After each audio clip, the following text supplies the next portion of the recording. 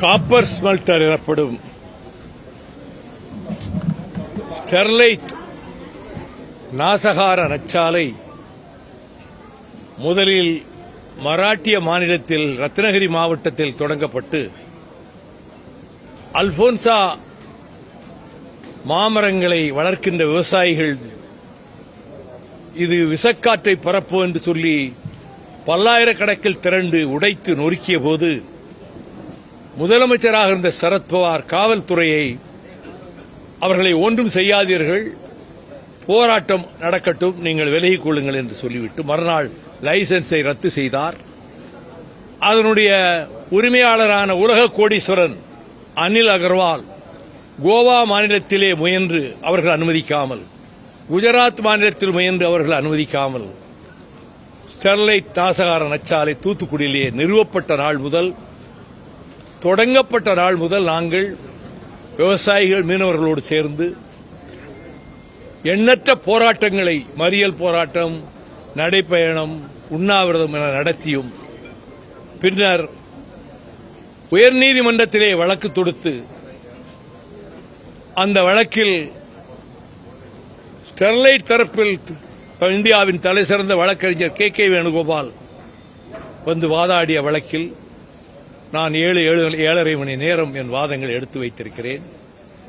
Sterlite ஆலை நிரந்தரமாக மூடப்படும் என்ற தீர்ப்பு கிடைத்து அந்த உரிமையாளர் அனில் அகர்வால் உச்சநீதிமன்றத்தில் தடையாணை பெற்று மீண்டும் ஆலை இயங்க தொடங்கி அதற்கு மேல் மேலும் மேலும் வழக்குகளை தொடுத்து அந்த வழக்குகள் 33 வாய்தாக்களில் நானும் கலந்திருக்கிறேன்.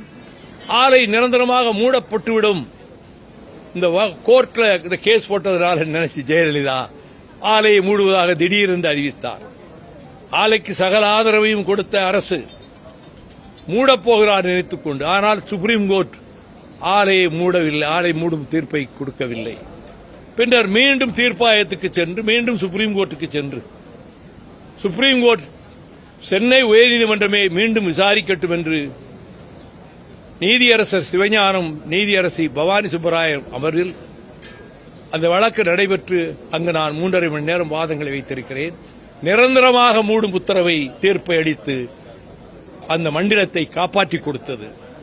ஆனால் உலக கோடீஸ்வரனாகிய அனில் அகர்வால் இன்றைக்கு பல நாடுகளிலே Vedanta group has been blacklisted. தாமிரம் கிடைக்கவில்லை இந்தியாவில், அது வெளிநாட்டிலிருந்து இறக்குமதி செய்ய வேண்டியிருக்கிறது. இதை பிரதமரும் ஒடிசாவிலே போன வாரம் பேசினார். இப்பொழுது 399 ஏக்கர் சிப்காட்டிலே முதலில் ஜெயலலிதா ஆட்சி காலத்திலேயே 99 வருடங்களுக்கு இந்த வேதாந்தா குழுமம் லீஸுக்கு வாங்கிவிட்டது.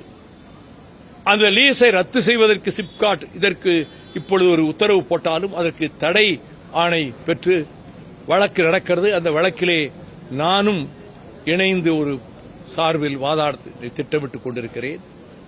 இப்பொழுது அனில் அகர்வால் எப்படியாவது அந்த ஸ்டெர்லைட்டை வேறொரு வடிவத்தில் கிரீன் காப்பர் என்ற பெயரில் மீண்டும் கொண்டு வந்து நிறுவுவதற்கான முயற்சியில் ஈடுபட்டிருப்பதால் நம்முடைய முதலமைச்சர் அவர்களை ஒருவேளை சந்திக்க முனையலாம், இந்த அரசிடம் அனுமதி வாங்குவதற்கு முயற்சிக்கலாம். அதற்கு இடம் கொடுக்கக்கூடாது. அது புற்றுநோயையும் சர்ம நோய்களையும் ஏற்படுத்தி அடியோடு 40 கிலோமீட்டர் சுற்றளவுக்கு விவசாயத்தை பாழ்படுத்துகிறது இந்த காப்பர் ஸ்மெல்டர். அது வேறு வடிவத்தில் தாமிர தொழிற்சாலை என்ற பெயரிலே அங்கு வர அனுமதிக்கக்கூடாது. நீங்கள் இந்த அரசு, தாவேக அரசு அதற்கு இடம் கொடுக்கக்கூடாது என்பதை வலியுறுத்தி விரிவான ஒரு memorandum both in English and Tamil நான் முதலமைச்சர் மாண்புமிகு ஜோசப் விஜய் அவர்களிடம் தந்து இந்த பின்னணியை சொல்லியிருக்கிறேன். மகாராஷ்டிரா லைசன்ஸை ரத்து பண்ணவுடன் கோவாவுக்கு சென்றான், கோவா விரட்டி அடித்தது. குஜராத் உள்ளே வராதே என்றது. இப்ப நான் கேட்கிறேன், பிரதமர் ரொம்ப காப்பருக்கு ரொம்ப கவலைப்படுறாரு, உங்க குஜராத்தில் ஆரம்பிங்க, மத்திய பிரதேசத்தில் ஆரம்பிங்க, தமிழ்நாடு தான் உங்களுக்கு கிடைச்சதா?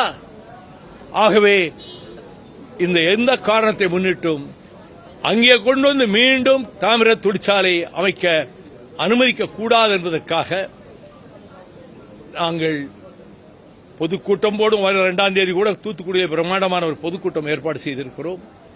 மார்க்சிஸ்ட் கம்யூனிஸ்ட் கட்சி, இந்திய கம்யூனிஸ்ட் கட்சி, விடுதலை சிறுத்தைகள் கட்சி, இன்னும் பல்வேறு அமைப்புகள், விவசாய அமைப்புகள் அதிலே பங்கெடுக்க இருக்கின்றன.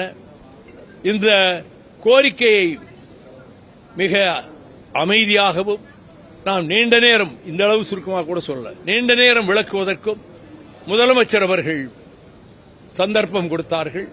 விரிவாக விளக்கியிருக்கிறேன். இன்னொரு கோரிக்கை வைத்தேன், அது தனிப்பட்டது. என்னுடைய நாடாளுமன்ற உரைகள் 30 ஆண்டுகளில் ஆற்றிய உரைகளை 6 பகுதிகளாக நான் தொகுத்திருக்கிறேன். அந்த தொகுதிகளை வருகிற ஆகஸ்ட் 4ஆம் தேதி அன்று டெல்லியில் வெளியிடுவதற்கு ஏற்பாடு செய்து கொண்டிருக்கிறேன். அந்த விழாவிலே நம்முடைய தமிழ்நாடு முதலமைச்சர் கலந்து கொள்ள வேண்டும். முதல் பிரதியை நான் திட்டமிட்டிருப்பது இப்போது இருக்கக்கூடிய குடியரசு துணைத் தலைவர் மாண்புமிகு சிபி ராதாகிருஷ்ணன் அவர்கள் வெளியிட திட்டமிட்டிருக்கிறேன். அவரிடம் அனுமதி கேட்க வேண்டும்.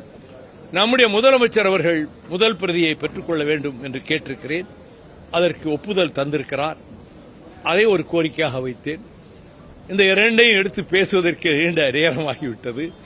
அவர் அதை ஒரு 45 நிமிடங்கள் மாண்புமிகு முதலமைச்சர் அவர்கள் ஒதுக்கி தந்ததற்கு நான் முதல்வருக்கும் அரசுக்கும் நான் நன்றி தெரிவித்துக் கொள்கிறேன்.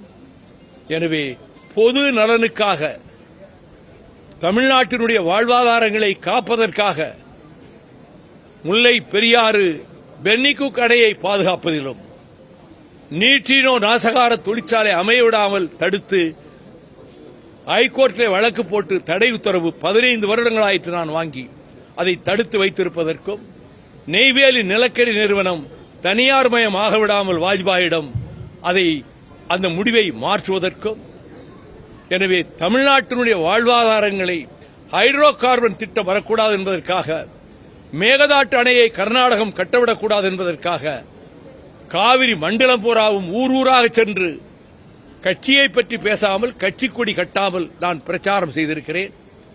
அதை போலத்தான் பொது பிரச்சனைகளுக்கு இப்பொழுது ப்ரொபோசிஸ் ஜூலிஃப்ளோரா எனப்படுகின்ற சீமை கருவேலி நாட்டு வேலிக்காத்தான் தமிழ்நாட்டையே நாசப்படுத்திவிட்டது. ஹைகோர்ட் ஜட்ஜஸ் செல்வம் அவர்கள் இன்னொரு ஜட்ஜும் இதை அடியோடு அகற்ற வேண்டும், அரசே முன்வர வேண்டும், நீதிபதிகள் இதை கண்காணிக்க வேண்டும் தீர்ப்பு கொடுத்தார். நீங்களே அதை செய்யலாமே என்று என்னிடம் கேட்டார். நான் அந்த வழக்கு தொடுத்ததால் நான் அப்பொழுதே பல ஊர்களுக்கு சென்று, பல மாவட்டங்களுக்கு சென்று அதை அகற்றுகின்ற வேலையில் ஈடுபட்டேன். தற்பொழுதும் அதில் ஈடுபட்டு வருகிறேன். எனவே என்னை பொறுத்தமட்டில் என்னுடைய பொது வாழ்க்கையில் அரசியல் கட்சி முடிவுகள் ஒரு பக்கம் இருந்தாலும் தமிழ்நாட்டு வாழ்வாதாரங்களை காக்க வேண்டும் என்கின்ற கடமையில் நான் மன நிறைவு கொள்ளத்தக்க வகையில் நான் பணியாற்றி வந்திருக்கிறேன்.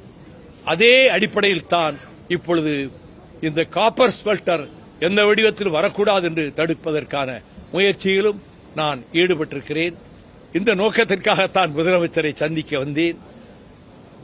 என்ன சொல்ல வேண்டுமோ அதை விளக்கமாக எடுத்து சொல்லியிருக்கிறேன். இந்த சந்திப்பு எனக்கு மனதிற்கு மன நிறைவை தந்தது.